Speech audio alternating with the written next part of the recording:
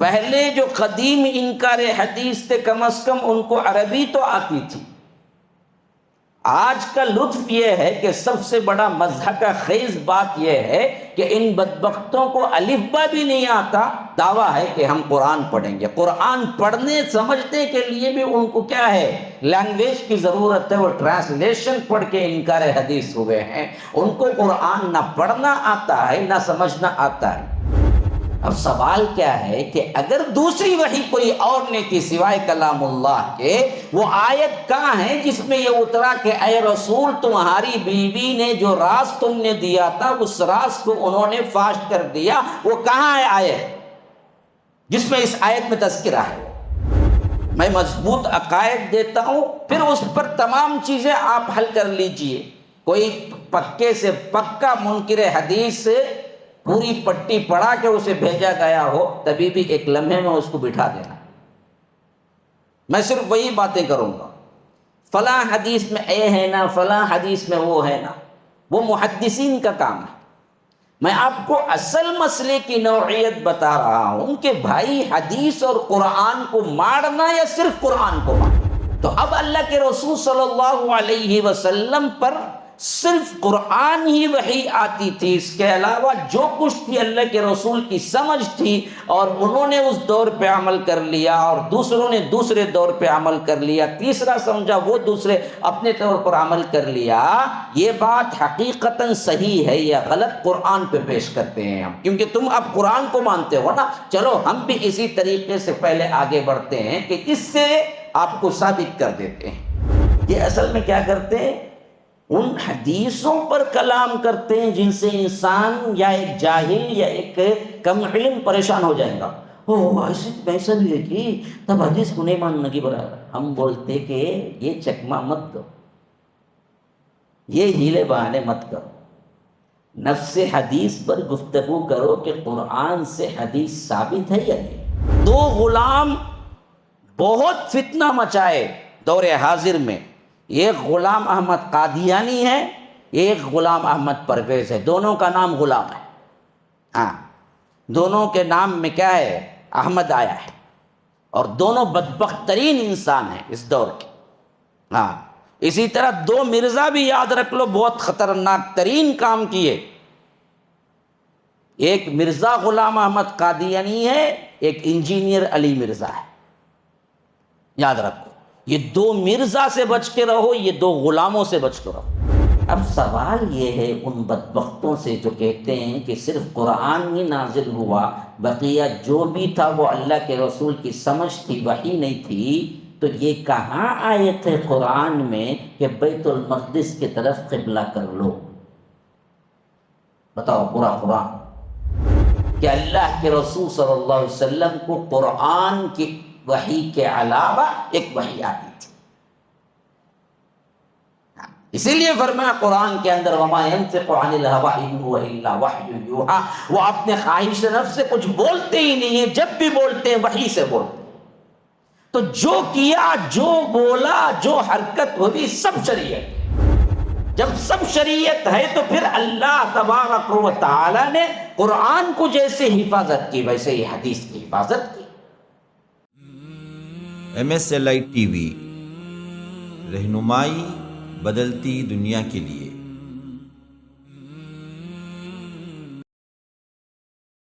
ان الحمد للہ نحمده ونستعینه ونستغفره ونؤمن به ونتوکل علیہ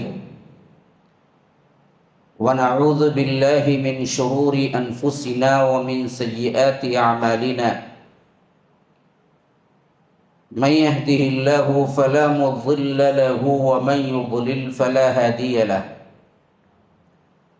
وأشهد أن لا إله إلا الله وحده لا شريك له، وأشهد أن محمدا عبده ورسوله، أما بعد، فإن خير الحديث كتاب الله، وخير الهدي هدي محمد صلى الله عليه وسلم، وشر الأمور محدثاتها وكل محدثة بدعة وكل بدعة ضلالة وفي رواية وكل ضلالة في النار. فأعوذ بالله السميع العليم من الشيطان الرجيم من همزه ونفثه ونفخه. وكذلك جعلناكم أمة وسطا لتكونوا شهداء على الناس ويكون الرسول عليكم شهيدا. وما جعلنا القبلة التي كنت عليها إلا لنعلم من يتبع الرسول ممن ينقلب على عقبيه وإن كانت لكبيرة إلا على الذين هدى الله وما كان الله ليضيع إيمانكم إن الله بالناس لرؤوف رحيم. وقال تعالى ما قطعتم من لينة أو تركتموها قائمة على أصولها فبإذن الله. اللهم أرنا الحق حقا وارزقنا اتباعه وأرنا الباطل باطلا وارزقنا اجتنابه. اللهم علمنا ما ينفعنا وانفعنا بما علمتنا وارزقنا علما. رب اشرح لي صدري ويسر لي امری واحلل عقدۃ من لسانی یفقهوا قولی. اس اللہ کے نام سے ابتدا جس کے ناموں کی کوئی انتہا ہی نہیں. وَلَوْ أَنَّ مَا فِي الْأَرْضِ مِنْ شَجَرَةٍ أَقْلَامٌ وَالْبَحْرُ يَمُدُّهُ مِنْ بَعْدِهِ سَبْعَةُ أَبْحُرٍ مَا نَفِدَتْ كَلِمَاتُ اللَّهِ. اس ذات اقدس پر کروڑوں درود و سلام ہوں جو تمام جہانوں کے لیے رحمت للعالمین بن کے آئے تھے. اللہم صلی علی محمد وعلی آل محمد کما صلیت علی ابراہیم وعلی آل ابراہیم انک حمید مجید وبارک علی محمد وعلی آل محمد کما بارکت علی ابراہیم وعلی آل ابراہیم انک حمید مجید. برادران اسلام، واجب الاحترام بزرگوں، دوستوں، عزیز ساتھیوں، اللہ تبارک و تعالی نے اس دین کو نبی مکرم جناب محمد الرسول اللہ صلی اللہ علیہ وسلم کے ذریعے عطا کی. اگر شخصیت نہ ہوتی، نبی کے ساتھ قرآن نہ آتا تو تکمیل دین نہ ہوتا. اللہ تبارک و تعالی کے لیے یہ بھی آسان تھا کہ غائبانہ ایک آواز آتی کہ دیکھو لوگو یہ اللہ کا کلام ہے، اس کو پڑھ کے سمجھ جاؤ. کیونکہ خود عرب کے لوگ عربی سمجھتے تھے. عجم کا مسئلہ تو کچھ اور ہے، لیکن عربوں کے لیے قرآن سمجھنا کوئی بڑی بات نہیں ہے. وہ بھی عربی ہی میں نازل ہوا. انا انزلناہ قرآنا عربیا، ہم نے اس قرآن کو عربی زبان میں اتارا ہے. ہاں، لعلکم تعقلون، تاکہ تم سمجھو. تو معلوم ہوا کہ قرآن کی شہادت خود ہے کہ قرآن عربی میں ہوا، اس واسطے کہ عربوں سے مخاطب تھے. تو اللہ تبارک و تعالیٰ کے لیے یہ بات بھی آسان تھی کہ کسی رسی کے ذریعے یا اللہ کے حکم کے ذریعے اس کلام اللہ کو اللہ تعالیٰ لوگوں کے سامنے اتارتا. ایک آواز آتی غائبانہ کہ لوگوں جمع ہو جاؤ کعبۃ اللہ میں، اور لوگ جمع ہو جاتے اور اللہ تبارک و تعالیٰ کے کلام کو اپنی آنکھوں سے اترتا دیکھتے اور کعبۃ اللہ کی چھت پہ آ کے قرآن ٹھہر جاتا. پھر اس کے بعد اعلان ہوتا کہ اللہ کی کتاب تم پر نازل کر دی گئی ہے، اٹھاؤ اور اس کو پڑھو، ہدایت یافتہ بنو اور جنت میں داخل ہو جاؤ. یہ کام آسان تو نہیں تھا، کر سکتا تھا یا نہیں تھا؟ ہاں، نہ نبی کی ضرورت تھی، نہ وحی 23 سال میں اترتی، نہ الگ الگ دورائے پر الگ الگ پریشانیاں اللہ کے رسول صلی اللہ علیہ وسلم کو پیش آتی، نہ اس کے لیے صحابہ کی جماعت تیار ہوتی، بلکہ ایسے معجزے ہی الٹا مشرکین مکہ طلب کر رہے تھے کہ آپ کے ساتھ فرشتہ کیوں نہیں آیا، یا کوئی ایسی نشانی کیوں نہیں آئی جسے دیکھ کے ہم قبول کر لیں. ہاں وَلَوْ نَزَّلْنَا عَلَيْكَ كِتَابًا فِي قِرْطَاسٍ فَلَمَسُوهُ بِأَيْدِيهِمْ، ایسی کتاب اللہ نے کیوں نہیں نازل کی ہمارے آنکھوں کے سامنے جس کو ہم دیکھتے اور چھو کے دیکھ لیتے، پیپر وغیرہ کو قرطاس کیسے نازل ہوا تو ہم خود مان لیتے. لیکن آپ پہ وحی اترتی ہے، کوئی نہیں دیکھتا، اور آپ کہتے ہیں کہ یہ اللہ کا کلام ہے، ہم کیسے مانیں؟ مسئلہ یہ اصل تو تھا کہ محمد رسول اللہ صلی اللہ علیہ وسلم کا انکار تھا، وہاں اللہ کا انکار نہیں تھا. اصل تو یہی تھا کہ اللہ کی طرف سے آیا ہے، یہ کیسے ہم مانیں؟ اسی لیے اللہ تبارک و تعالی نے کئی جگہ فرمایا کہ اگر اس کتاب کو تم شک کی نظر سے دیکھتے ہو کہ یہ اللہ کی طرف سے نہیں آیا ہے تو پھر بنا کے لاؤ یہ کتاب. کہیں فرمایا کہ فَلْيَأْتُوا بِعَشْرِ سُوَرٍ مِثْلِهِ، 10 صورتیں بنا کے لاؤ. کہیں فرمایا کہ بِسُورَةٍ مِثْلِهِ، ایک صورت ہی بنا کے لاؤ. کہیں فرمایا کہ فَبِأَيِّ حَدِيثٍ مِثْلِهِ، اس جیسا کلام ہی بنا کے لاؤ. کہیں فرمایا کہ قُلْ إِنِ اجْتَمَعَتِ الْإِنسُ وَالْجِنُّ عَلَىٰ أَن يَأْتُوا بِمِثْلِ هَٰذَا الْقُرْآنِ لا يأتون بمثله ولو كان بعضهم لبعض ظهيرا. جنات اور انسان سب کے سب جمع ہو جائیں. اللہ کے رسول صلی اللہ علیہ وسلم آپ کہہ دیجئے لئن اجتمعت الانس والجن على ان يأتوا بمثل هذا القرآن، کہ وہ سب جمع ہو کر یہ کوشش کریں کہ اس جیسا قرآن لے آئیں. لا یأتون بمثلہ، نہیں لا سکتے. ولو کان بعضهم لبعض ظہیرا، خواہ وہ اگرچہ کہ ایک دوسرے کے مکمل مددگار کیوں نہ بن جائیں تبھی بھی نہیں لا سکتے. اگر تم اس کو نہیں لا سکتے تو پھر تو مان لو کہ یہ اللہ کا کلام. رسول نے اپنی طرف سے من گھڑت نہیں پیش کیا ہے. تو اصل مسئلہ ہی یہی تھا کہ قرآن کوئی ان کا حصی معجزے کے طور پر نہیں اترا تھا. یہ ایک آدمی ہے، یہ ایک بشر ہیں. ان بشر کے ذریعے اعلان ہوتا ہے کہ ہم اللہ کے پیغمبر ہیں اور ہم رسول ہیں اور ہمارے پر قرآن اترتا ہے اور ہم تم کو بتاتے ہیں اس آیتوں کی تشریح اور ان آیتوں کو. تو مشرکین مکہ نے کہا کہ یہ نہیں ہم مان سکتے. ابعث اللہ بشر الرسول، اللہ نے ایک انسان کو رسول بنا دیا، یہ ہم نہیں مان سکتے.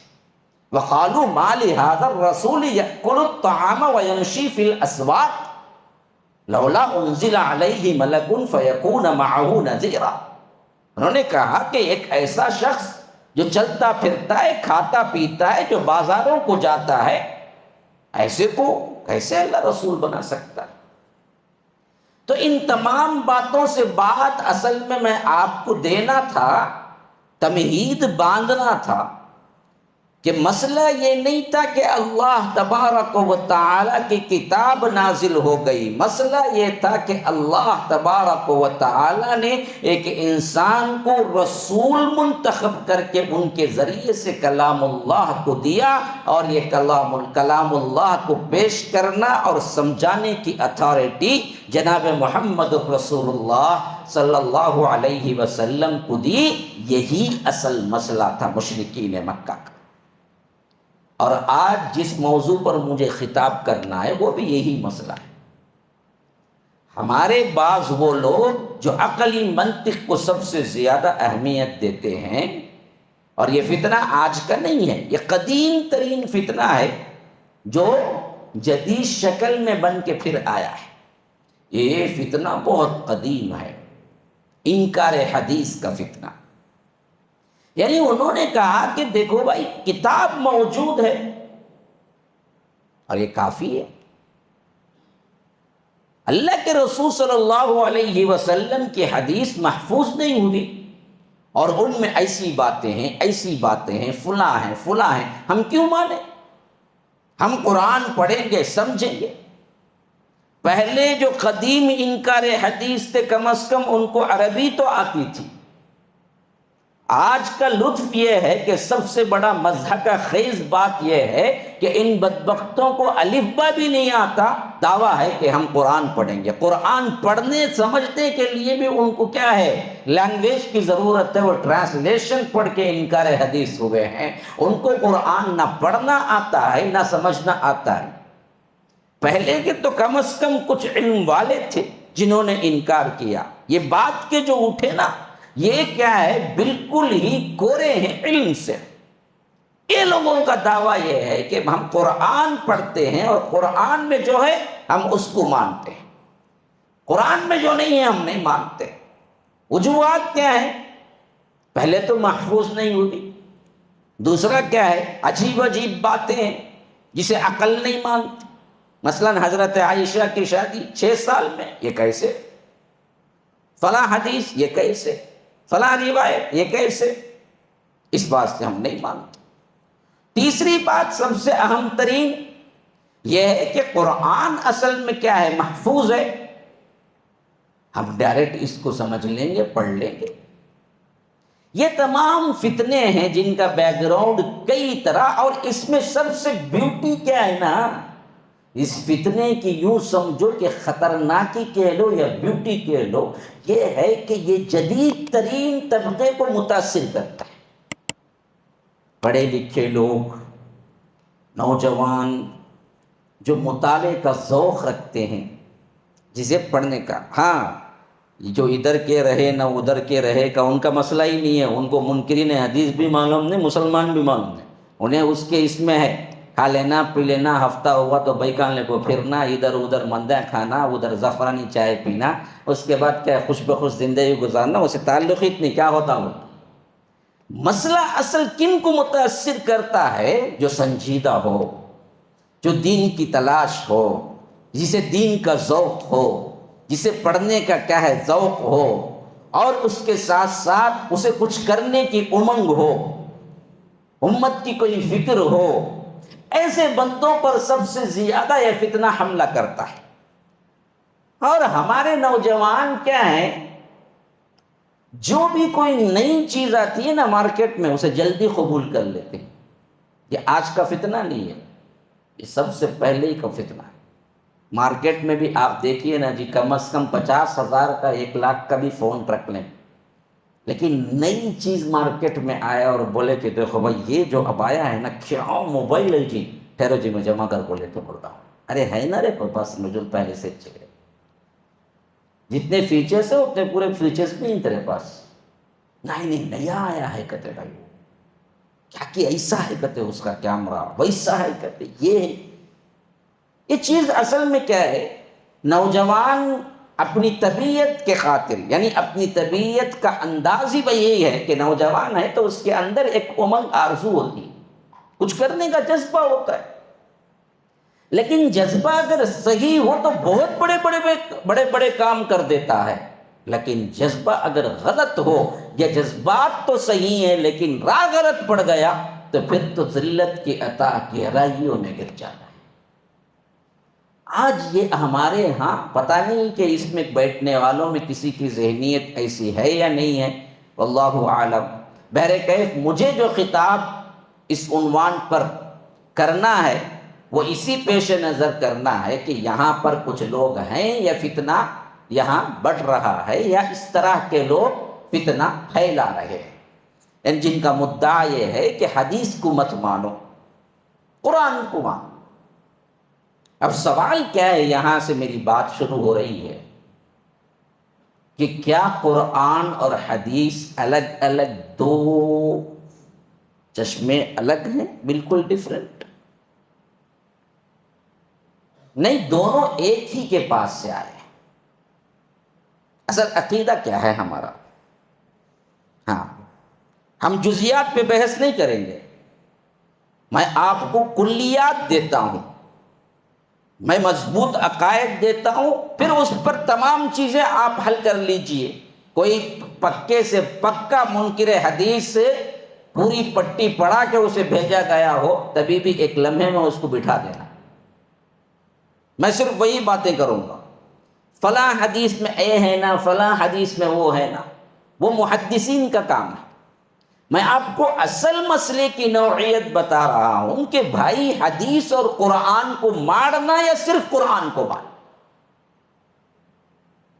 یہ پہلے طے کرو، اس کے بعد ہم بات کریں گے فلاں حدیث میں لفظ کیوں آیا، فلاں حدیث میں یہ بات کیوں آئی، فلاں حدیث کی سند میں ایسا کیوں ہے، لوگ اس حدیث کو کیوں مانتے۔ یہ تمام باتیں سیکنڈری ہیں۔ پرائمری چیز کیا ہے؟ اصول بتاؤ کہ پہلے قرآن اور حدیث لا ہے، قرآن اور حدیث دین ہے، قرآن اور حدیث قانون ہے یا صرف قرآن ہے،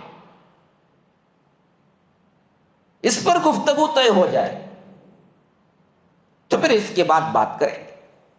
اگر کہنے والا منکر حدیث یہ کہتا ہے کہ نہیں جی قرآن صرف ہے، قرآن اور حدیث لا نہیں ہے، قانون نہیں ہے، دین نہیں ہے، تو اس سے ہمارے سوالات یہ ہوں گے۔ ہم قرآن سے آپ کو ثابت کرتے ہیں کہ حدیث ہے، تم قرآن کو مانتے ہو نا، حدیث کو نہیں مانتے ہو نا، کوئی مسئلہ نہیں۔ اب ہم حدیث کی بات نہیں کریں گے، ہم صرف قرآن ہی کی بات کریں۔ قرآن کو تو ماننے کا تم نے کیا کر دیا، اعلان کیا ہے۔ اب لوگوں کو دھوکہ نہ دو، قرآن کو جب بھی ماننا کہا گیا وہاں مراد حدیث کو ماننا ہوتا ہے، قرآن اور حدیث ہی اصل ہے، کیونکہ اللہ نے حدیث کو بھی حدیث کہا، قرآن کو بھی قرآن کو بھی حدیث کہا۔ جیسے ابھی میں نے آیتیں پڑھی، فَلْيَأْتُوا بِحَدِيثٍ مِثْلِهِ، اس جیسا قرآن لے آؤ۔ اللہ نے قرآن کو حدیث کہا، آیت ثابت ہے۔ اللہ کے رسول کی بات کو بھی حدیث قرآن نے کہا، جو آپ نے ابھی آپ کے سامنے تلاوت کی سورہ تحریم کی، وَإِذْ أَسَرَّ النَّبِيُّ إِلَىٰ بَعْضِ أَزْوَاجِهِ حَدِيثًا، حدیث آ گئی وہ بات، نبی نے اپنی بیویوں میں سے کسی بیوی سے بات کی۔ اللہ کے رسول صلی اللہ علیہ وسلم کی بات کو نص سے قرآن سے ثابت ہے کہ قرآن نے حدیث کہا، اور اللہ کے رسول صلی اللہ علیہ وسلم پر اتارا گیا قرآن حدیث ہے، قرآن کے اندر ثابت ہے کہ اللہ تبارک و تعالی نے قرآن کو حدیث کہا۔ تو جب دونوں حدیث ہیں تو جب بھی قرآن بولا جائے وہاں حدیث بھی مراد ہوتی ہے، جہاں حدیث بولا جائے وہاں قرآن بھی مراد ہوتا ہے۔ اسی واسطے اہل الحدیث وہ ہیں جو قرآن و سنت کو مانتے ہیں، خالی قرآن کو ماننے والے نہیں ہیں۔ حتیٰ کہ احادیث میں بھی اہل القرآن کا لفظ آیا ہے تو اسی معنی میں آیا ہے کہ یہ وہ لوگ ہیں جو قرآن اور حدیث کو مانتے ہیں، خالی قرآن کو ماننے والوں کا تصور بھی اس زمانے میں نہیں تھا۔ ہاں، اوترو یا اہل القرآن حدیث میں آیا ہے، اہل القرآن وطر پڑھا کرو۔ یہاں مراد کون ہے اہل القرآن؟ کتاب و سنت کو ماننے والے اہل القرآن۔ یہ تصور ہی نہیں ہے کہ کوئی قرآن کا صرف ماننا اختیار کر لے اور حدیث کا انکار کرے اور اپنے نام میں اہل القرآن لگا کے لوگوں کو دھوکہ دے کہ میں اہل قرآن ہوں۔ اہل قرآن نہیں ہے تو اہل ہوا ہے۔ ہوا کہتے ہیں خواہشات کو۔ ارأیت من اتخذ الہہ ہواہ، کیا آپ نے اس شخص کو دیکھا ہے جو خواہش کو اپنا معبود بنا بیٹھا ہے؟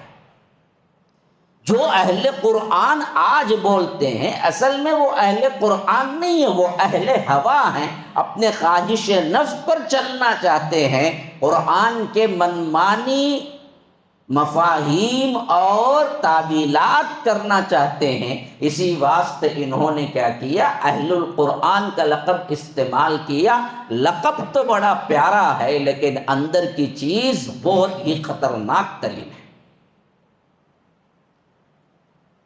تو سب سے پہلی بنیادی بات آ گئی آپ کو ذہنوں میں بٹھانے کی، وہ ہے کیا؟ کیا ہے؟ سن رہے ہیں یا جا رہے ہیں یا آ رہے ہیں یا بے چینی میں بیٹھے ہوئے ہیں، مجھے پتا تو چلنا چاہیے کہ کم از کم ایک 10-15 افراد تو دھیان دے رہے ہیں، تو پھر تو میں بات کو مکمل کروں گا۔ بے دھیانی میں آپ سنیں گے تو پھر تو ایک کو ایک بنا دیں گے۔ سننا ہے مضمون آپ کو، نہیں کچھ رسمن بیٹھ گئے ہیں کہ بس کیا ہے کچھ بیان ہو رہا ہے۔ مضمون بڑا اہم ہے اور تحقیقی ہے، یہ نہیں کہ آئے گئے بس کچھ باتیں کہہ دی۔ مجھے اس مضمون کو مکمل آپ کو سمجھانا ہے تو آپ سمجھنے کو تیار ہیں، نہیں ایسے ہی بیٹھے ہیں کہ عشاء تک کا وقت گزار کے نکل جائیں۔ کیا بولتے ہیں؟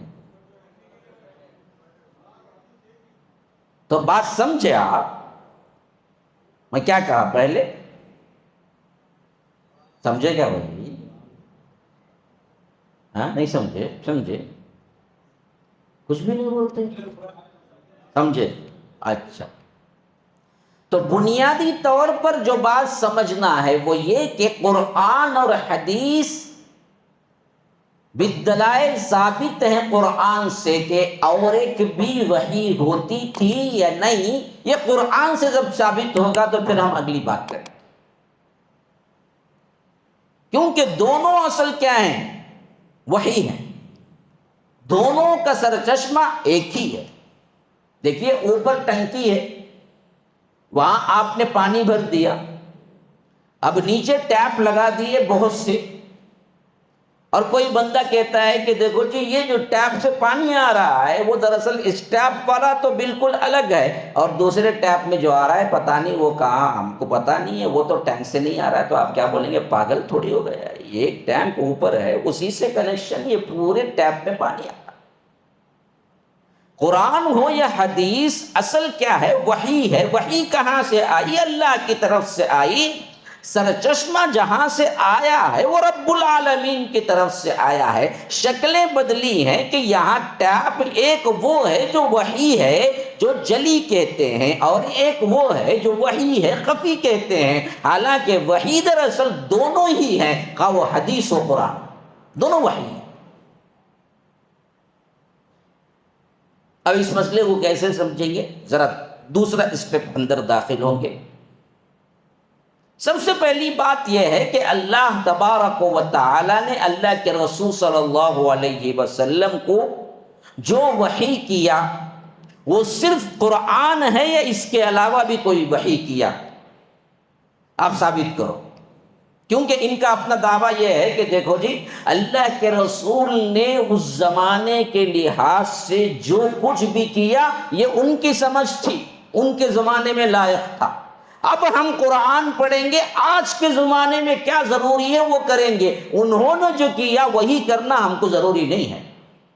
ہاں اس زمانے میں قبائل تھے، لوگ دور دور سے آتے تھے، اس واسطے جمع ہونے کے لحاظ سے نماز وغیرہ کے ذریعے جمع کیا گیا، اس واسطے ان لوگوں کو ایک ٹریننگ تھی۔ اب وہ سب ضرورت نہیں ہے، تو جہاں جہاں نماز یا اطیع اللہ یا اطیع الرسول آئے گا، مطلب یہ ہے کہ مل کے رہو، مرکز ملت مراد ہے۔ ان کا بابا کہا، انکار حدیث کا جو بابا ہے غلام احمد پرویز، اس کا کہنا یہی ہے کہ دیکھو بھائی یہ جہاں کہیں بھی، وہ اس وقت کی حالت میں انہوں نے نماز کے لیے جمع کیا، اب نماز وغیرہ کی کوئی ضرورت نہیں ہے۔ اب مرکز ملت مراد ہے، جہاں پر بھی اللہ نے اطیع اللہ و اطیع الرسول کہا، اس کا مطلب یہ ہے کہ متحد ہو کے ایک جماعت بن کے زندگی گزارو، بس اتنا ہی مسئلہ ہے۔ جو اللہ کے رسول صلی اللہ علیہ وسلم نے سمجھا وہ اس وقت کی بات ہے، ہم کو وہی کرنا نہیں ہے۔ ہر زمانے میں جو سمجھے گا وہ اس کی اتباع کرے گا۔ ہم کو تو اصل قرآن ہے بس، اس کے الگ الگ قیاسیات ہیں، عجیب و غریب باتیں ہیں، اس کی معجزات کا مکمل انکار کر دیا، کہا کہ یہ سب باتیں کیا ہیں؟ سنی سنائی ہیں، خارق عادت کوئی چیز نہیں ہوتی۔ ہم نے غلط سمجھ لیا ملاؤں کا اسلام ہے، انہوں نے غلط تعبیر کر دی، ایسا کچھ نہیں ہوا تھا۔ نہ حضرت موسیٰ کے عصا سے سمندر 2 پارٹوں میں تبدیل ہو گیا، نہ دوسرے معجزات جو قرآن میں ذکر ہوئے ہیں اس کو مانتا ہے۔ انہوں نے کہا کہ یہ سب چیزیں خیالی ہیں، بہرکیف جو کچھ بھی اصل ہے، معاملہ یہ ہے کہ یہ قرآن ہے، ہم اس کو پڑھیں گے، آج کے حساب سے سمجھیں گے، عمل کریں گے۔ تو اب اللہ کے رسول صلی اللہ علیہ وسلم پر صرف قرآن ہی وحی آتی تھی، اس کے علاوہ جو کچھ تھی اللہ کے رسول کی سمجھ تھی، اور انہوں نے اس دور پہ عمل کر لیا اور دوسروں نے دوسرے دور پہ عمل کر لیا، تیسرا سمجھا وہ دوسرے اپنے طور پر عمل کر لیا۔ یہ بات حقیقتاً صحیح ہے یا غلط قرآن پہ پیش کرتے ہیں ہم، کیونکہ تم اب قرآن کو مانتے ہو نا، چلو ہم بھی اسی طریقے سے پہلے آگے بڑھتے ہیں کہ اس سے آپ کو ثابت کر دیتے ہیں۔ پہلی بات سمجھ لیجئے، اللہ کے رسول صلی اللہ علیہ وسلم کو وحی قرآن کے علاوہ بھی آتی تھی۔ اللہ کے رسول صلی اللہ علیہ وسلم کو قرآن کی وحی کے علاوہ بھی دوسری وحی آتی تھی۔ حدیث سے میں ثابت نہیں کر رہا ہوں، کیونکہ حدیث سے ثابت کروں گا تو آپ بولیں گے ہم حدیث کو تو نہیں مانتے۔ میں ان لوگوں کو قرآن سے ثابت کر رہا ہوں جو یہ کہتے ہیں کہ اللہ کے رسول پہ صرف قرآن اترا، بقیہ جو بھی کیا وہ اللہ کے رسول اپنی سمجھ سے کیے، جیسے ہر انسان کرتے ہیں۔ گویا کہ اللہ کے رسول صلی اللہ علیہ وسلم صرف ایک پوسٹ مین ہے کہ اللہ کی طرف سے قرآن لائے، دے دیے، چلے گئے، اس کے علاوہ پڑھ کے سمجھ کے وہ جو کرنا ہے وہ لیٹر پڑھنے والے کا معاملہ ہے، وہ سمجھے وہ کرے۔ نعوذ باللہ ثم نعوذ باللہ۔ سب سے پہلا ہمارا اسی اصول پر گفتگو ہے کہ اللہ کی قسم قرآن میں سینکڑوں آیات ہیں جس سے معلوم ہوتا ہے کہ اللہ تبارک و تعالی قرآن کے علاوہ بھی وحی اتارا کرتا تھا، جس میں قرآن میں اس کی صراحت ہے، اشارے بھی نہیں، صراحت کے ساتھ بات ہوئی ہے، یاد رکھ لیجیے۔ ان میں 3 آیتیں میں آپ کو کیا ہے یاد دہانی کے طور پر بتا دوں گا، جو ہر منکر حدیث کے آپ کیا ہیں خلاف رکھ سکتے ہیں، کہ پہلے اس کا جواب دو، آگے ہم بات کریں۔ 3 چیزیں اچھی طرح یاد رکھ لیجیے۔ قرآن میں اللہ تبارک و تعالی نے ذکر کیا ہے کہ جب تحویل قبلہ کا حکم ہوا سورہ بقرہ کے اندر، تو رب العالمین نے فرمایا وَمَا جَعَلْنَا الْقِبْلَةَ الَّتِي كُنْتَ عَلَيْهَا، جس قبلے پر آپ پہلے تھے، إِلَّا لِنَعْلَمَ مَنْ يَتَّبِعُ الرَّسُولَ مِمَّنْ يَنْقَلِبُ عَلَىٰ عَقِبَيْهِ، اس کو دراصل میں نے اس واسطے رکھا آپ کو اسی قبلے پر تاکہ معلوم ہو جائے کون ہے جو اللہ کی نافرمانی کرتا ہے، کون ہے جو اللہ اور اس کے رسول کی اتباع کرتا ہے، کون ہے جو اللہ اور اس کے رسول کی اتباع نہیں کرتا۔ ممن یتبع الرسول، کون رسول کی اتباع کرتا ہے، کون ایڑیوں کے بل پھر جاتا ہے۔ اب یہ کیا ہے واقعہ؟ اس واقعے کو سمجھیں گے تو بات سمجھیں گے۔ اللہ کے رسول صلی اللہ علیہ وسلم مکی دور میں پورے مکی 13 سال بیت المقدس کی طرف نماز پڑھتے تھے۔ قبلہ ہمارا قبلہ اول ہے بیت المقدس، اور مکہ اور کعبۃ اللہ اور بیت المقدس اصل میں ایک ہی سمت میں آتے تھے۔ وہاں کا جغرافیائی اعتبار سے جو زمین ہے، اس زمین میں قبلہ کیسے بنتا تھا؟ اگر مکے کی طرف رخ کریں تو اسی رخ پہ آگے جا کر تھوڑا سا ٹرن ہونا تھا تو بیت المقدس بھی آ جاتا تھا۔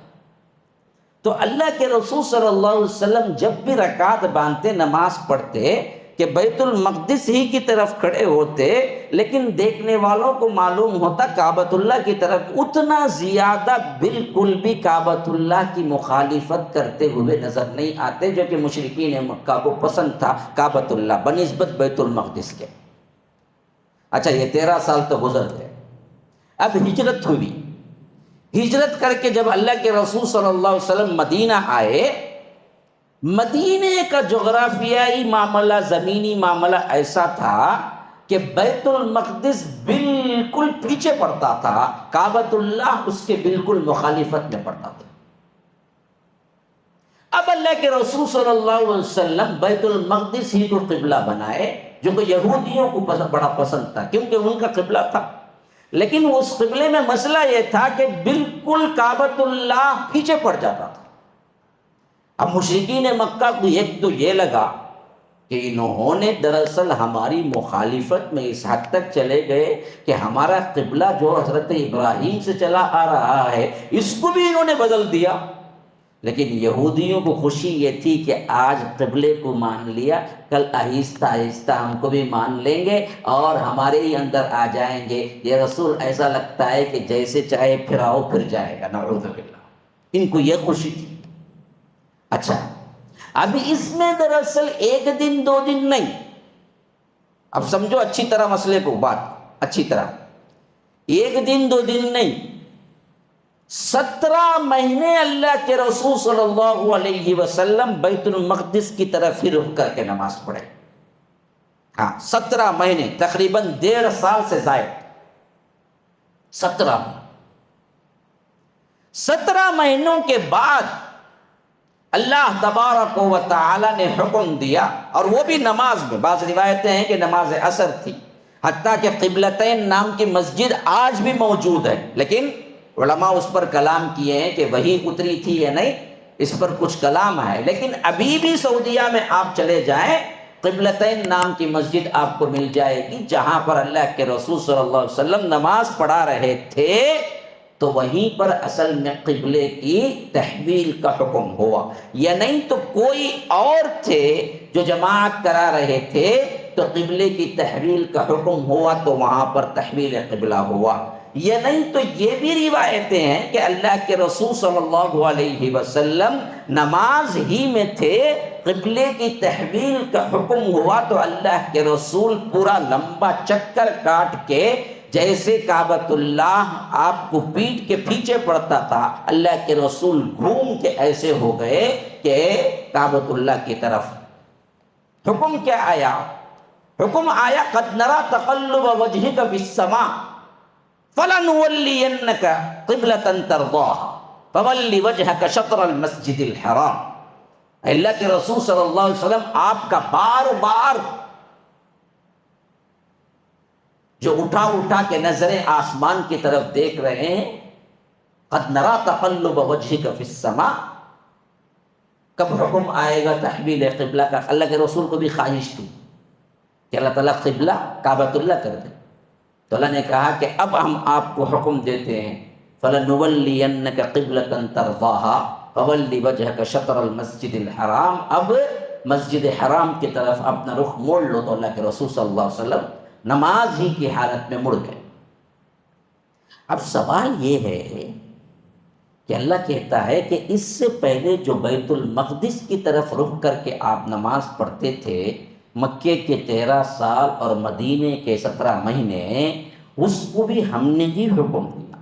وَمَا جَعَلْنَا الْقِبْلَةَ الَّتِي كُنْتَ عَلَيْهَا، جس پر آپ پہلے قبلے پر تھے وہ بھی ہمارے ہی طرف سے تھا، اس واسطے ہم نے بتایا آپ کو کہ اس قبلے کی طرف رخ کرو، إِلَّا لِنَعْلَمَ مَن يَتَّبِعُ الرَّسُولَ، کہ ہم یہ جان لیں کہ کون ہے رسول کی اتباع کرنے والا ہے یا اپنے خواہشات نفس کی اتباع کر کے روگردانی کرنے والا ہے۔ اب سوال یہ ہے ان بدبختوں سے جو کہتے ہیں کہ صرف قرآن ہی نازل ہوا، بقیہ جو بھی تھا وہ اللہ کے رسول کی سمجھ تھی، وحی نہیں تھی، تو یہ کہاں آیت ہے قرآن میں کہ بیت المقدس کی طرف قبلہ کر لو؟ بتاؤ، پورا قرآن قیامت تک کے لیے چیلنج ہے۔ تم قرآن میں وہ آیت بتاؤ جس میں اللہ نے حکم دیا تھا کہ آپ بیت المقدس کی طرف قبلہ کر لیں، کیونکہ قرآن شاہد، قرآن کہتا ہے کہ وَمَا جَعَلْنَا الْقِبْلَةَ الَّتِي كُنْتَ عَلَيْهَا، ہم نے ہی آپ کو بتایا تھا، آپ نے کھڑا کیا تھا جس پر آپ پہلے سے تھے بیت المقدس کی قبلے کی طرف، اور اب جو تحویل قبلہ ہو رہا ہے یہ بھی میں نے ہی حکم دیا۔ وجہ کیا ہے؟ میں دیکھنا چاہتا ہوں کہ کون آپ کی بات کو آنکھ بند کر کے مانتا ہے، کون خواہش نفس کی وجہ سے روگردانی کرتا ہے۔ ممن یتبع الرسول، کون اتباع کرتا ہے رسول کی اور کون ایڑیوں کے بل پھر جاتا ہے، یہ دیکھنا ہے۔ اب ذرا بتاؤ، پورے قرآن میں کہیں بھی یہ آیت نہیں ہے کہ اے رسول آپ بیت المقدس کی طرف رخ کر کے نماز پڑھیں، تو یہ وحی کہاں ہے؟ جس وحی کا ذکر یہاں قرآن کر رہا ہے وہ وحی کہاں ہے؟ جب اللہ کے رسول اپنی عقل سے کر رہے تھے سب کچھ، قرآن ہی صرف وہی تھا، تو اب یہ قبلہ رخ جو نمازیں پڑھی آپ نے 17 مہینے مدینے کی اور مکے کی پوری زندگی میں، وہ حکم کہاں؟ جب ماننا پڑے گا قرآن کہہ رہا یہ حکم بھی ہم نے ہی دیا تھا، تو وہ بھی وحی ہی تھا، وہ وحی تھی، وہ وحی خفی تھی، یہ جلی تھی، یہ جلی ہم پڑھتے ہیں، خفی حدیث ہے۔ وحی کے دو اقسام، ایک ہے وحی جلی جس کو پڑھنے کا حکم دیا گیا، ایک ہے وحی خفی جو اللہ کے رسول صلی اللہ علیہ وسلم پر نازل ہوتا تھا، اور اللہ کے رسول صلی اللہ علیہ وسلم اس مراد کو اپنے الفاظ میں بیان کرتے تھے، وہی تو حدیث ہے۔ اگر دوسری وحی کا انکار کرتے ہیں تو پھر یہ ثابت کریں کہ وہ جو پہلا حکم آیا وہ کہاں گیا؟ قرآن میں تو نہیں ہے وہ پہلا حکم، ثابت کرو۔ قیامت تک ثابت نہیں کر سکتے۔ اصول یاد رکھ لو ہمیشہ، اس اصول پر لے آنا، بیکار کے جھگڑے نہیں کرنا۔ اب انہیں بولیں گا یہ حدیث میں دیکھو حضرت عائشہ کی عمر 6 سال تک ہے، اس وقت شادی کر لیا، ہمیں مانیں گے کیا؟ ہم بولتے کہ پہلے یہ حدیث پہ گفتگو بعد میں کریں گے، تم رکھو، تم پہلے یہ سمجھاؤ کہ قرآن اور حدیث دو الگ الگ وحی تھے، یہ ایک ہی ہے، وہ ثابت کرو پہلے، پھر بعد میں دوسری باتیں پوری۔ جب تم مان لیے کہ دوسری بھی وحی ہے جو حدیث کہلاتی ہے، تو پھر حدیث پہ ہم گفتگو کریں گے۔ پہلے یہ مانو کہ دو وحی ایک ہی تھے، وہ اصل میں ایک قرآن ہے ایک حدیث ہے، بس دونوں اللہ ہی کی طرف سے ہیں، اور اس کا ثبوت قرآن ہے۔ ثابت نہیں کر سکتے تو پھر تمہیں ماننا پڑے گا کہ دوسری وحی آئی جس کی حفاظت حدیث کی شکل میں ہے، مسئلہ ہی ختم۔ یہ اصل میں کیا کرتے ہیں؟ ان حدیثوں پر کلام کرتے ہیں جن سے انسان یا ایک جاہل یا ایک کم علم پریشان ہو جائے گا۔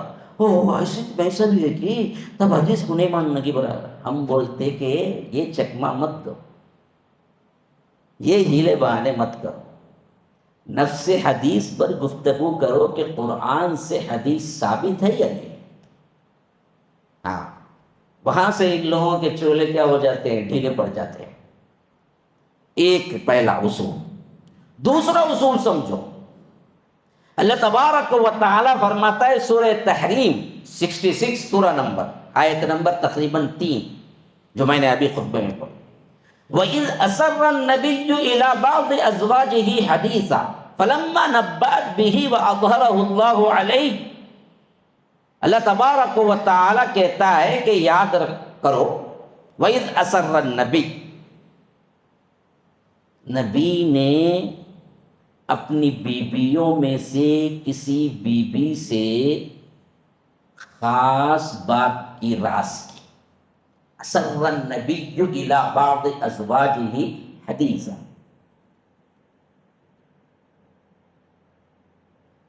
اب کیا ہو گیا؟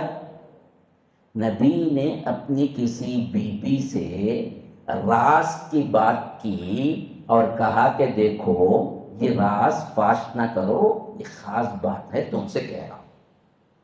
قرآن کی آیت، وَإِذْ أَسَرَّ النَّبِيُّ إِلَى بَعْضِ أَزْوَاجِهِ حَدِيثًا فَلَمَّا نَبَّأَتْ بِهِ وَأَظْهَرَهُ اللَّهُ عَلَيْهِ عَرَّفَ بَعْضَهُ وَأَعْرَضَ عَنْ بَعْضٍ فَلَمَّا نَبَّأَهَا بِهِ قَالَتْ مَنْ أَنْبَأَكَ هَذَا قَالَ نَبَّأَنِيَ الْعَلِيمُ الْخَبِيرُ۔ اب یہ جو راز کی بات ہوئی، اس بات کو جب وہ نبی کی بیوی نے فاش کر دیا تو اللہ نے حضرت محمد رسول اللہ کو بتایا کہ فلاں بیوی نے تمہاری بات جو راز کی تھی فاش کر دی۔ ہاں،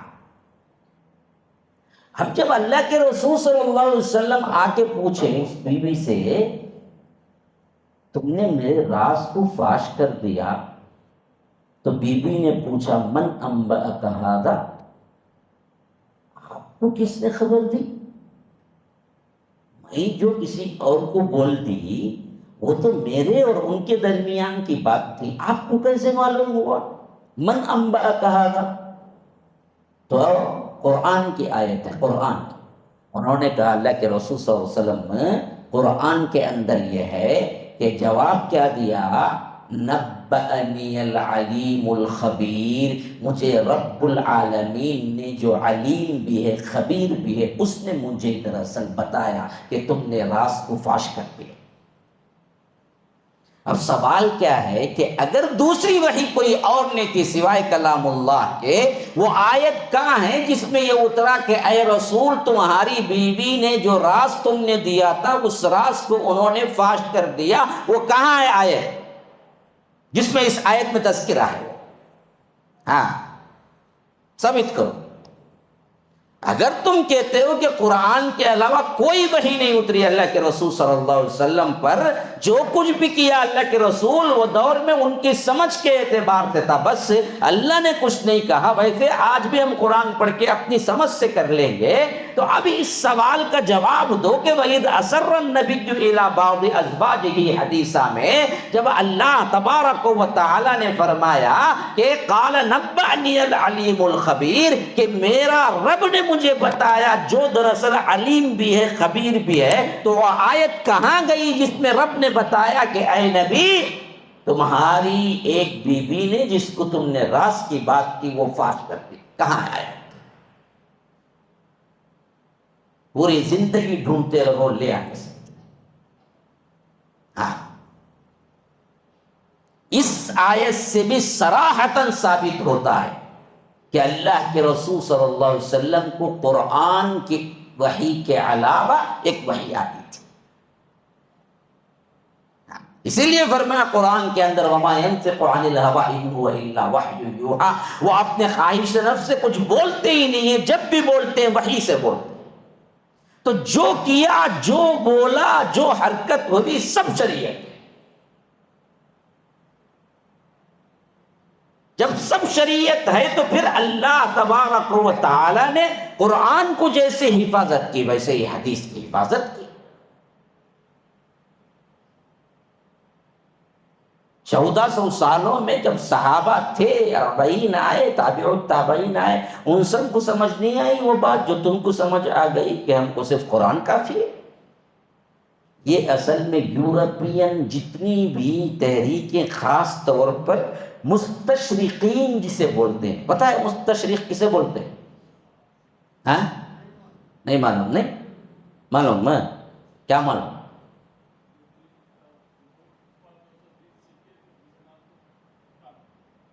یہ بھی ایک تعریف ہے۔ دین سیکھ کے وہ مسلمان نہیں، وہ یہودی ہوں یا نصرانی ہوں، لیکن دین سیکھ کے دین کو غلط طریقے سے پیش کرنا اسے کہتے ہیں مستشرق۔ ہاں یہ 1800 سے بہت زیادہ اپنی تحریک بڑھائے۔ مستشرقین ہی کے اصل میں یہ سب چیزیں کارنامے تھے جو غلام احمد قادیانی آیا، پھر آگے سر سید احمد خان، پھر اس کے بعد ان کے چیلے چانٹے غلام احمد پرویز، اور اسی سے آگے اسحاق چالوی، اور اس کے بعد انجینئر علی مرزا، یہ پورے چیلے، یہ پورا وہیں سے تسلسل ہے جو دراصل 1800 سے پہلے ان لوگوں نے زوال جب مغلیہ سلطنت کا شروع ہونے والا تھا وہاں سے انہوں نے کام شروع کیا، کیونکہ وہ ہندوستان میں اپنے پیر قدم رکھ چکے تھے اور ان کو معلوم تھا کہ اگر کوئی ہمارے خلاف جائے گا اور ہم کو خطرہ بنے گا تو وہ یہی لوگ ہیں جو اصل میں کتاب و سنت کو فالو کرتے ہیں، تو ان کو برباد کرو۔ عام مسلمانوں سے بھی انہیں خطرہ نہیں تھا اتنا، ان کو خطرہ جو تھا وہ اہل الحدیثوں سے تھا۔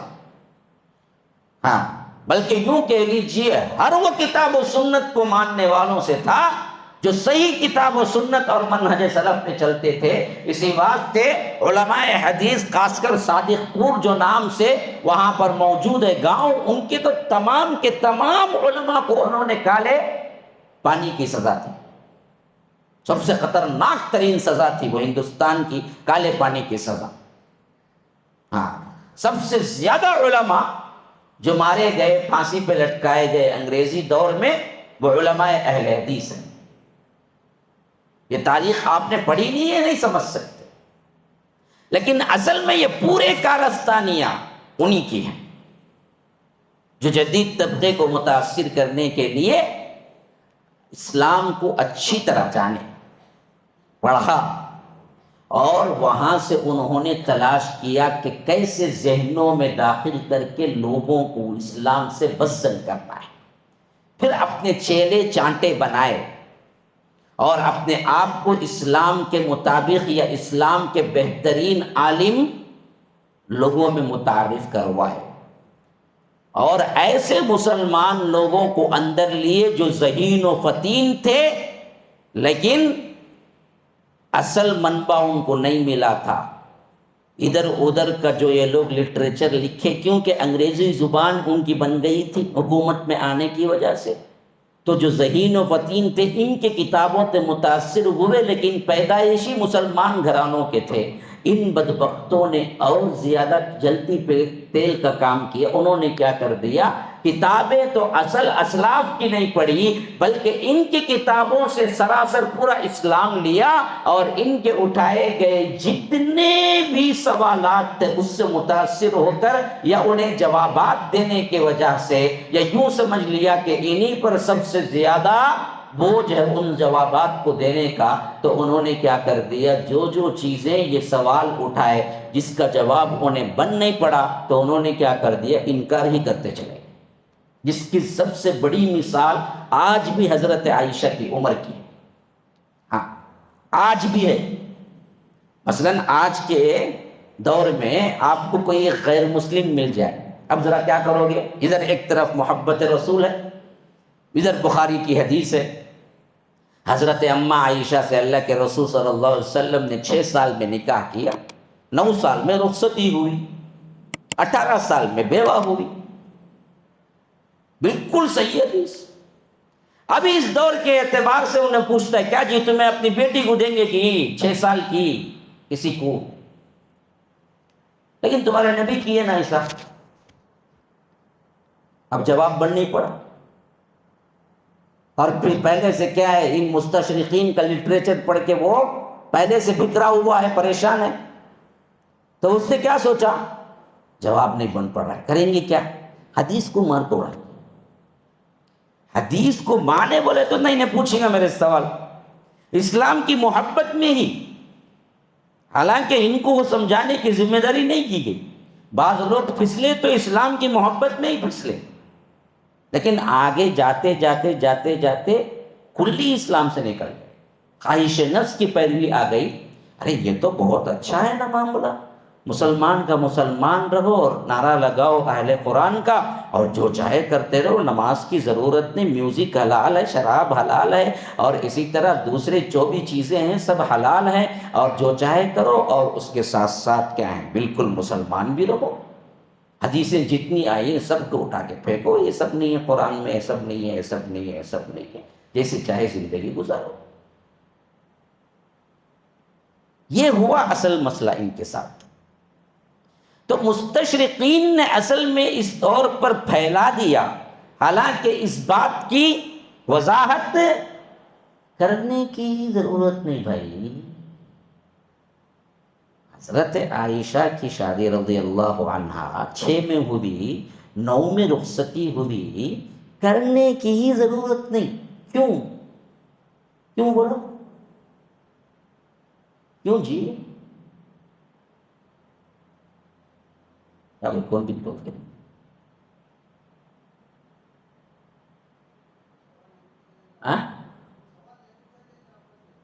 وہ نہیں، سوال پوچھے جائیں گا نہیں پوچھے جائیں گا نہیں، انہیں پوچھتا نا، اسے کیا بولیں گے، انہیں پوچھتا نا. بھائی مسئلہ یہ ہے کہ بھائی آج تم نے شادی کی ایج مقرر کر کے لوگوں میں پھیلایا کہ بڑی بچی سے کرنا، بڑی بچی سے کرنا.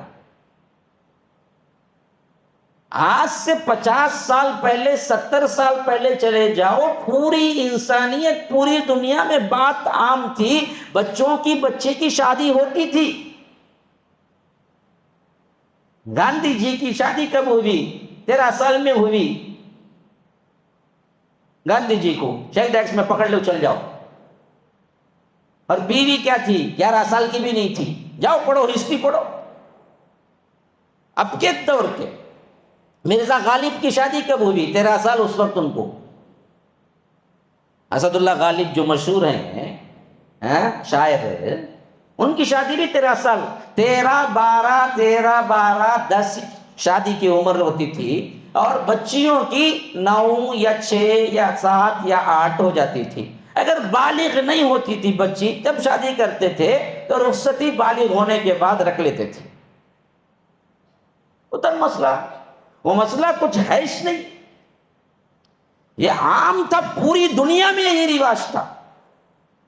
بچی چھوٹی ہوتی تھی تو باپ سے پوچھتے، بھائی بیٹی دیتے ہیں؟ اور دیتا ہوں جی، کر لیتے تھے، شادی ہو جاتی. اسلام نے اسے باقی رکھا.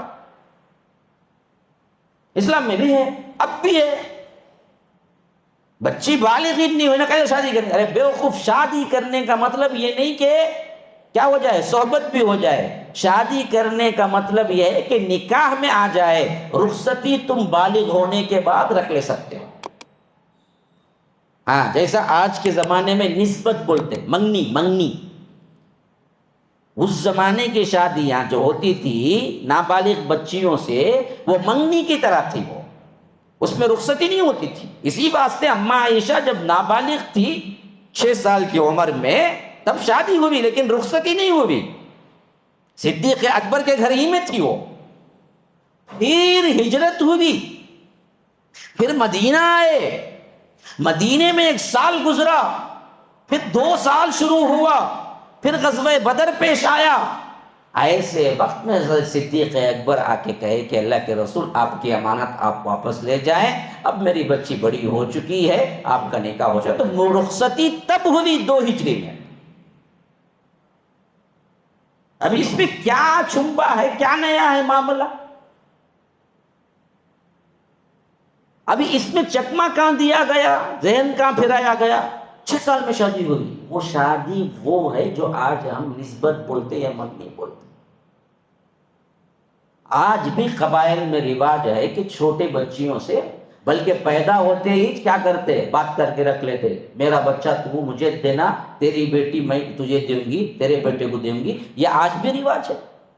بلکہ اتنا سخت ایکٹ ہونے کے باوجود بھی آج ہندوستان کا، میں خود کرونا سے پہلے ایک جگہ گیا تھا جہاں قبائلی نظام ہے، وہاں پر چھوٹے چھوٹے بچوں کے نکاح پڑھایا میں خود. وہاں رواج ہے. بالکل میں پریشان ہوں، مجھے پتہ ہی نہیں. کہا کہ آپ آ جائیں، قاضی صاحب آ جائیں گے وہاں پر دفتر لے کے، آپ کی تقریر رہے گی. بچے پڑھایا گا تو بعد میں جاؤ بول کو مجھے پکڑا ڈالنے آتے، انہوں پڑھایا گا تو چھوٹے بچے کی بول پڑھایا گا تو میں نہیں کیا بھی لکھا، میں وہاں بیان دینے گیا نکاح میں.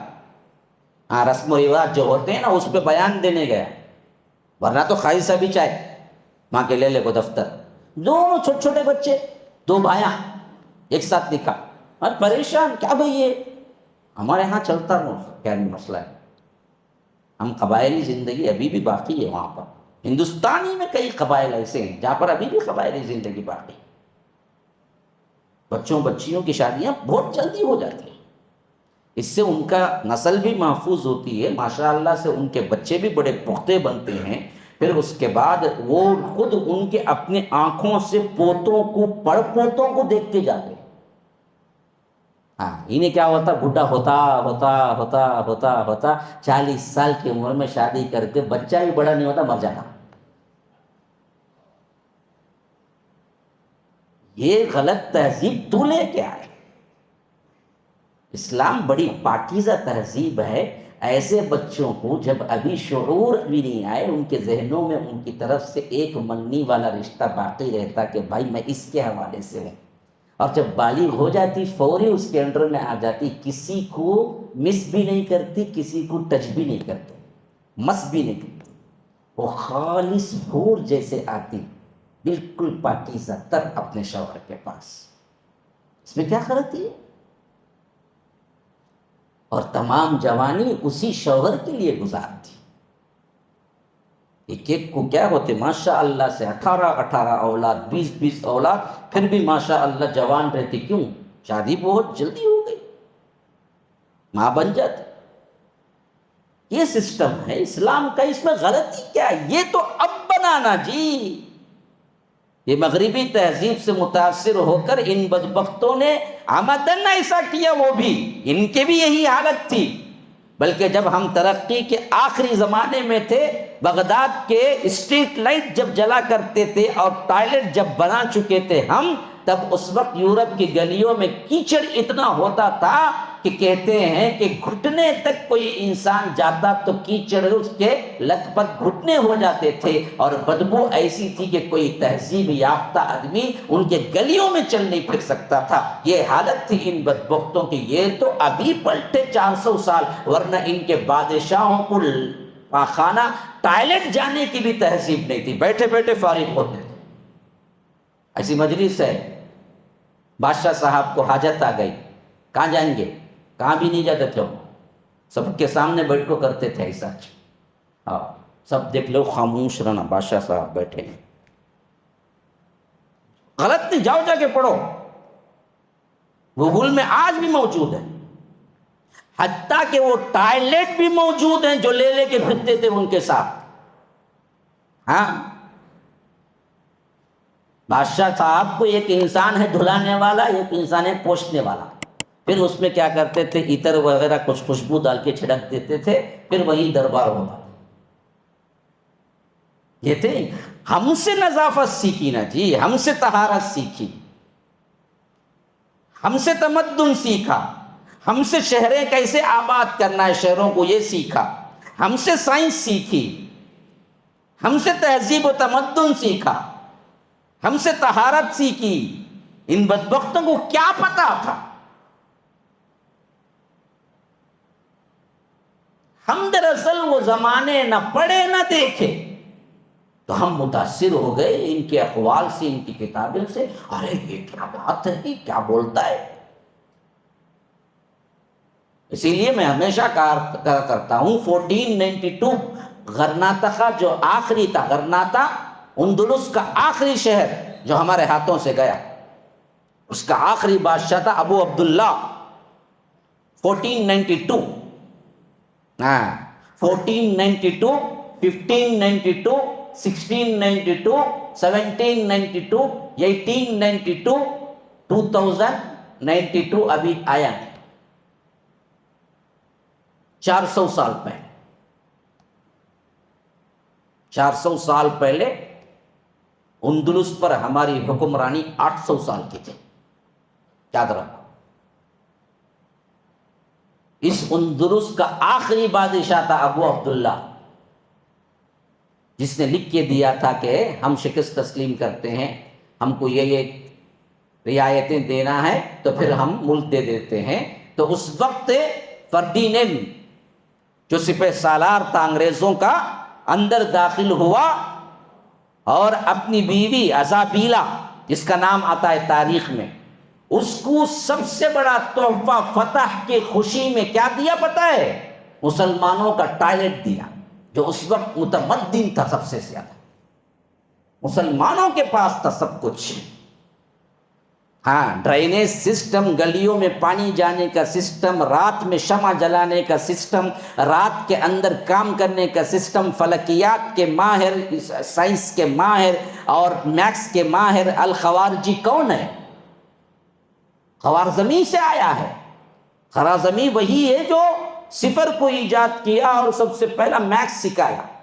ہاں، میتھمیٹکس وہیں سے آیا، اور اس کا سب سے اہم ترین سبجیکٹ الجبرا، اصل میں عربی کا ہی معرب بدلا ہوا لفظ ہے، الجبر والمقابلہ تھا وہ اصل میں، جسے جا کے الجبرا بنا دیے بعد میں آگے چل کر۔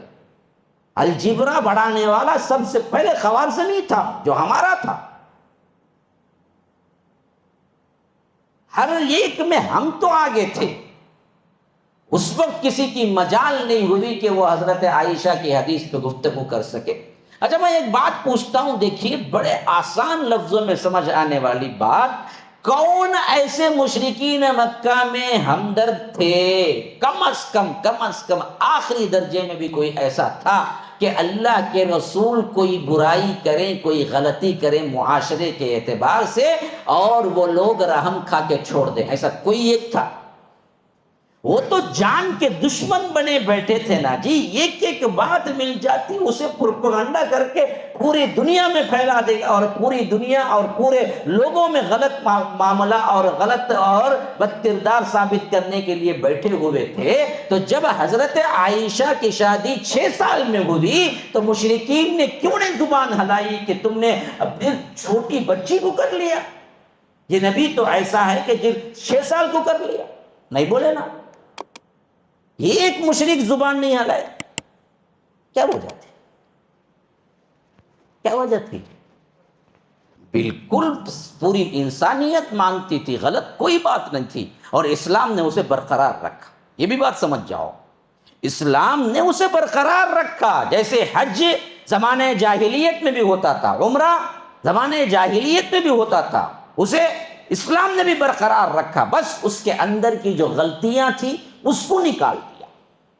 ہاں، عرفے کو نہیں جاتے تھے مکے کے لوگ کہتے تھے کہ ہم بڑے عزت والے، ہم کم عرفے کو جائیں؟ جو لوگ آئیں گے حجاج وہ عرفے کو جا کے آئیں۔ تو اللہ نے کہا کہ نہیں، حج میں عرفہ سب سے اہم ہے، مکے کے ہوں باہر کے ہوں سب کو عرفہ جانا ہے۔ جو اس کے اندر غلطیاں تھیں اس کو نکال دیا، حج بھی باقی رکھا، عمرہ بھی باقی رکھا۔ ویسے ہی چھوٹے بچے کی شادی کا مسئلہ، جو اس میں غلطیاں تھیں اس کو نکال دیا۔ وہ کیا غلطیاں تھیں؟ سب سے اہم ترین مسئلہ یہ ہوتا تھا کہ بچیوں کو شادی کر کے ان کی جائیداد جب دبا لیتے تھے۔ اللہ نے کہا کہ نہیں، ایسا خطرہ ہے تو پھر شادیش کرو نہ۔ ہاں، میری بات نہیں ہے، سورہ نساء پڑھ جائیے، اللہ تبارک و تعالیٰ فرماتا ہے فَإِنْ خِفْتُمْ أَلَّا تُقْسِطُوا فِي الْيَتَامَى فَانْكِحُوا مَا طَابَ لَكُم مِّنَ النِّسَاءِ مَثْنَىٰ وَثُلَاثَ وَرُبَاعَ۔ دیکھو تم چھوٹی بچیوں کو، یتیم بچیوں کو اپنے نکاح میں لا کر ان کی وراثت کو دبانے کا خیال ہے تو ان سے نکاح نہ کرو، ان سے نکاح کرو جن کو تم دوسری عورتوں کو، جو وہ یتیم بچیاں نہیں ہیں، ان سے نکاح کرو، 1 نہیں 2 نہیں 3 نہیں 4۔ یہ 4 کا جو مسئلہ ہے نا جی، وہ اس وقت آیا جب یہ حفاظت کرنا تھا۔ تو یہ تمام معاملات اصل میں کیا ہیں؟ ہم نہ ماضی کو جانتے ہیں، نہ ہم کو مسئلے ہم کو معلوم ہے، نہ علم ہے ہمارے پاس، تو ہم کیا کرتے ہیں؟ یہ مستشرقین کی اٹھائی ہوئی باتوں کو لے کر بڑا اچھلتے ہیں کہ ارے بھائی یہ حدیث میں یہ بات کو ہم کیسے جانیں؟ حالانکہ یہ بات کچھ بھی غلط نہیں ہے، آج بھی نہیں ہے۔ اللہ نے اس کے اندر اچھائی ہے تبھی رکھا کہ آج بھی ہو سکتی ہے، نہیں تو تم کو قرآن سے بھی انکار کرنا پڑے گا۔ یاد رکھو، تمہیں قرآن سے بھی انکار کرنا پڑے۔ اگر تم صرف اس بنیاد پر حدیث عائشہ کا انکار کرتے عمر کے سلسلے میں کہ حضرت عائشہ نے 6 سال میں اللہ کے رسول نے نکاح کیا، یہ ہم مان نہیں سکتے، اس واسطے ہم بخاری کو نہیں مانتے ہو، تو پھر تو تم قرآن کو بھی نہیں ماننا پڑے گا، کیونکہ قرآن کے اندر یہ آیت ہے سورہ طلاق کے اندر واللائی یئسن من المحیض من نسائکم ان ارتبتم فعدتہن 3 اشہر واللائی لم یحضن۔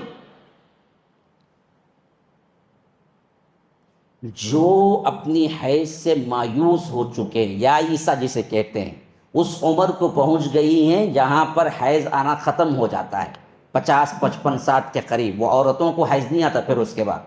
فرمایا کہ واللائی یئسن من المحیض من نسائکم، ان عورتوں کو جن عورتوں کو حیض آنا چھوڑ دیا گیا، یعنی وہ یائسہ ہو گئی، بوڑھی ہو گئی، ان کو طلاق دو، اور ان بچیوں کو بھی جن کو ابھی حیض نہیں آیا 3 مہینے۔ یہ آیت کو بھی نکالو، پھر قرآن کو بھی انکار کرو۔ غلطی ہے تو اٹھاؤ بے طلاق، اٹھاؤ دے، بتاؤ۔ اللہ کہتا ہے ان کو طلاق دو، کن کو؟ جن کو بوڑھے ہو کر حیض آنا ختم ہو گیا۔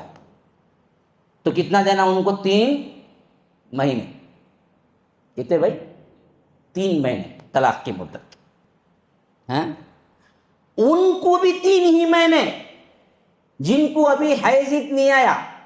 حیض نہیں آیا تو کسے کیا بولتے ہیں؟ اسے بچی بولتے یا لڑکی بولتے؟ کیا بولتے جی؟ بچی بولتے بھی چھوٹی بچی، اسے اتنا حیض نہیں آتا، حیض آنا شروع ہوا تو انہیں بالغ ہو گئی.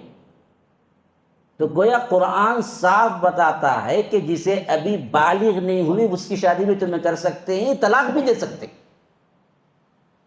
ہاں، شادی بھی کر سکتے، طلاق بھی دے سکتے. ہاں یہاں ارے تم تحریم اٹھائے نا بھائی، طلاق اٹھاؤ.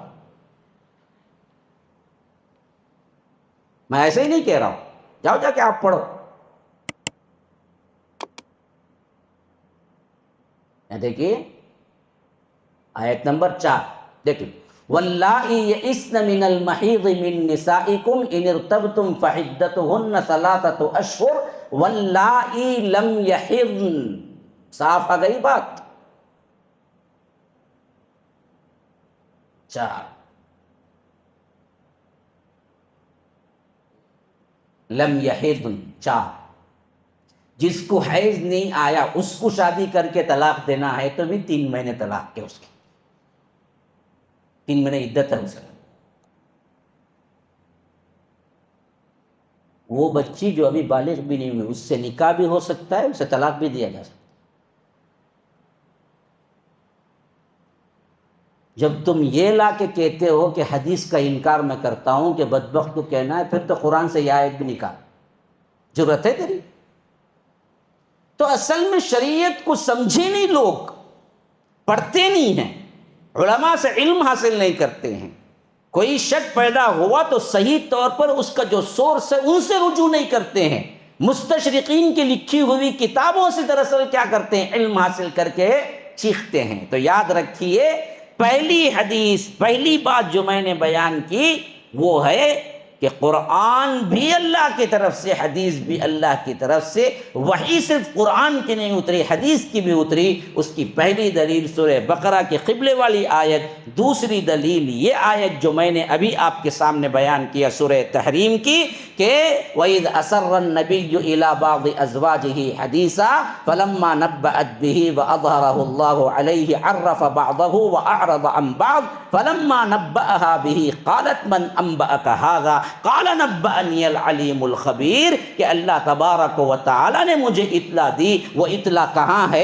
اس سے معلوم ہوا حدیث ایک دوسری بھی آتی تھی، رہی ایک دوسری بھی آتی تھی جو اللہ کے رسول صلی اللہ علیہ وسلم کو آتی تھی. اور جب اللہ کے رسول اس کو بیان کرتے تھے تو اپنے الفاظ میں بولتے تھے، وہی حدیث ہے. اور تیسری دلیل سورہ مجادلہ کی، فرمایا سورہ مجادلہ ہے یا سورہ حشر ہے، ما قطعتم من لینۃ او ترکتموها قائمۃ علی اصولها فباذن اللہ. یہ غزوہ تھا بنو نذیر. اس غزوے میں جب اللہ کے رسول صلی اللہ علیہ وسلم محاصرہ کر لیے تو یہ ہوا کہ اطراف و اکناف میں باقاعدہ بہترین کھجور کے درخت تھے.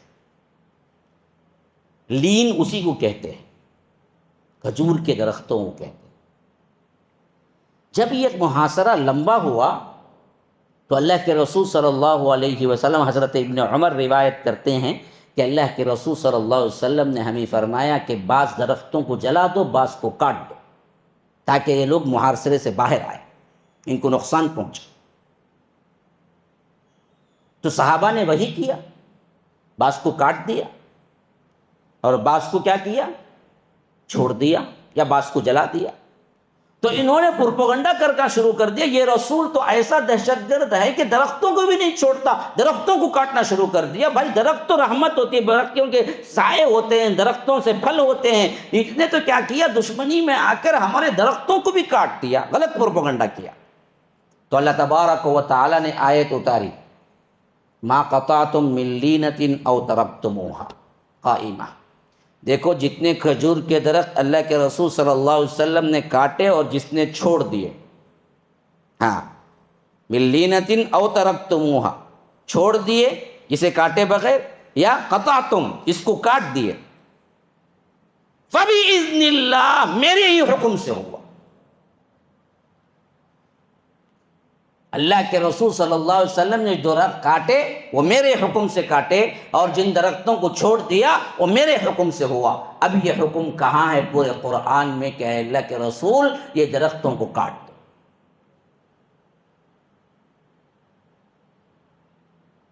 کہیں بھی نہیں۔ تو وہی کہاں آئی تھی جس میں اللہ کے رسول کو حکم ہوا کہ آپ درختوں کو کاٹ دو؟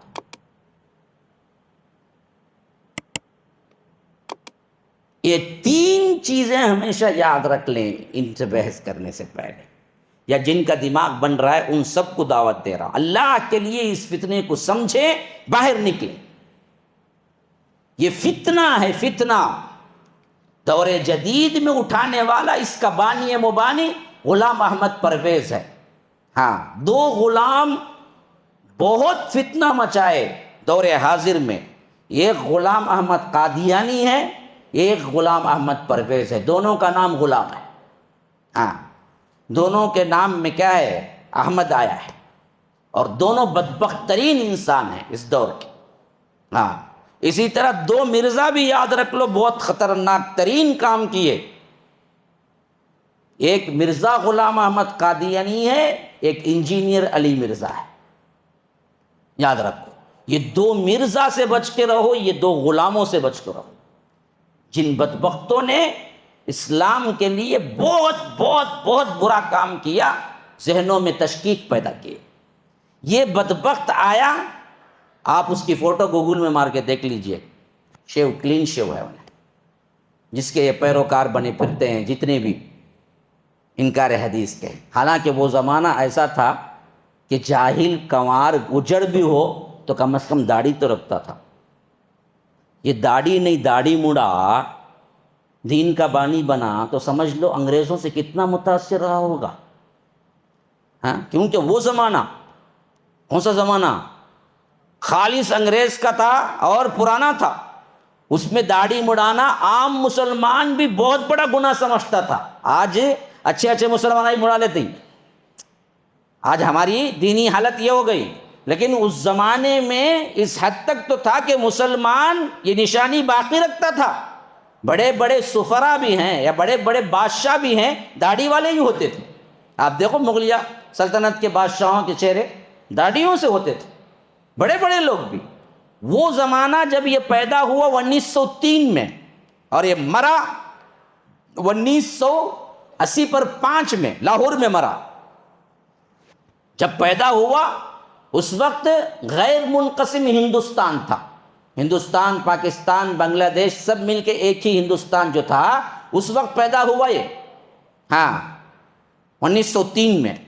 لیکن جب پاکستان بنا تو وہاں چلا گیا، وہاں جا کے سب سے زیادہ کام کیا، پرچہ نکالا طلوع اسلام کے نام سے، گویا کہ نیا اسلام طلوع ہو رہا ہے۔ طلوع اسلام کے نام سے پرچہ نکالا اور اسی کو تحریک بنایا، اسی کے لیے سب چیزیں کیا، اور اسی پر جماعت بنائی جو آج اسی کے چیلے بنے پھرتے ہیں۔ اور یہ مردود مرا 1980 پر 5 میں لاہور میں۔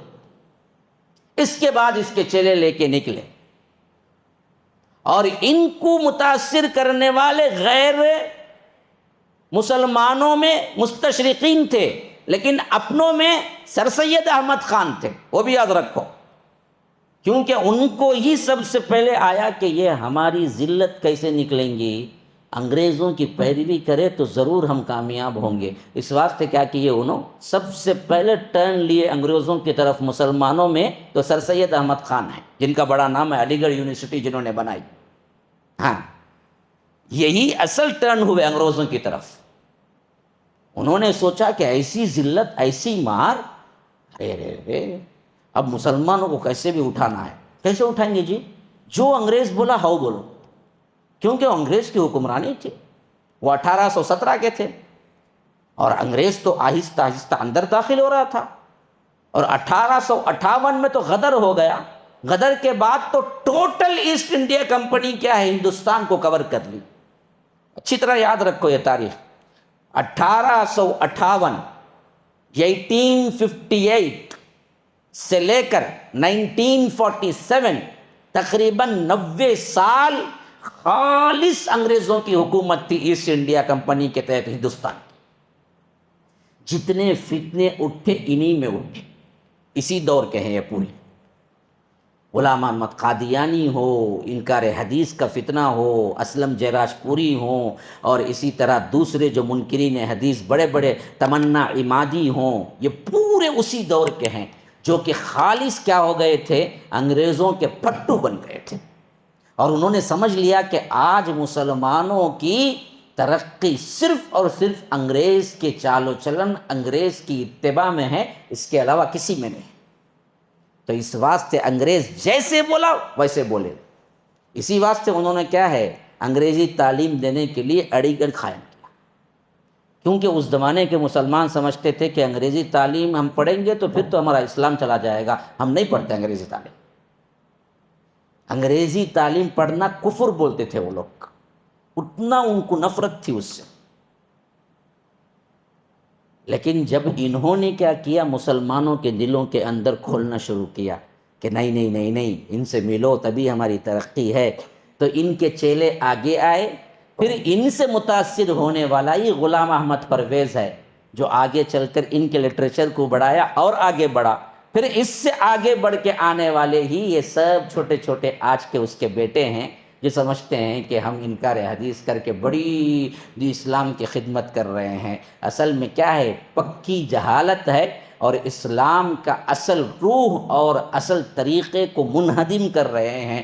اس سے بچ کے رہنا دو ہی مرحلہ ہے، آپ کے پاس سکت ہو، واقعتاً علم ہو، ان سے منہ لگاؤ، نہیں ہو بولو تم فتنہ ہو، اور اہل سلف کہتے ہیں کہ فتنے کے قریب مت جاؤ۔ جان بوجھ کے مجھے کیا بھی نہیں ان سے اچھا بات کرنا تھا بول کے جا کے اندر گرو نہ کو، الگ ہٹ جانا انہیں آتے ہی، نہیں نہیں میں بحث کرتا نہیں کرتا ہوگا، میں سمجھا تو نہیں سمجھتا وہ، چاپی نے نہیں آتا وہ۔ یہ اہل سلف کا عقیدہ۔ امام احمد بن حنبل السنہ کے اندر لکھتے ہیں سب سے اہم ترین اصول اہل سنت کا کیا ہے، اہل ہوا اور اہل بدعت سے کبھی نہیں ملتے ہو، ان کے مجلسوں میں نہیں بیٹھتے۔ تو جو ملتا ہے ان سے اس کے بعد اتنی سکت ہو کہ ان کو منوا سکے، نہیں ہو پھر ان سے قطع تعلق کر لو، ان سے ملو مت، سنو مت۔ یہی اہل السنہ والجماعہ کا عقیدہ ہے۔ هذا وباللہ التوفیق، صلی اللہ وسلم علی نبینا محمد۔ اسأل اللہ لی ولکم ولسائر المسلمین من کل ذنب فاستغفروه انہ هو الغفور الرحیم۔ والسلام علیکم ورحمۃ اللہ وبرکاتہ۔ MSLI TV، رہنمائی بدلتی دنیا کے لیے۔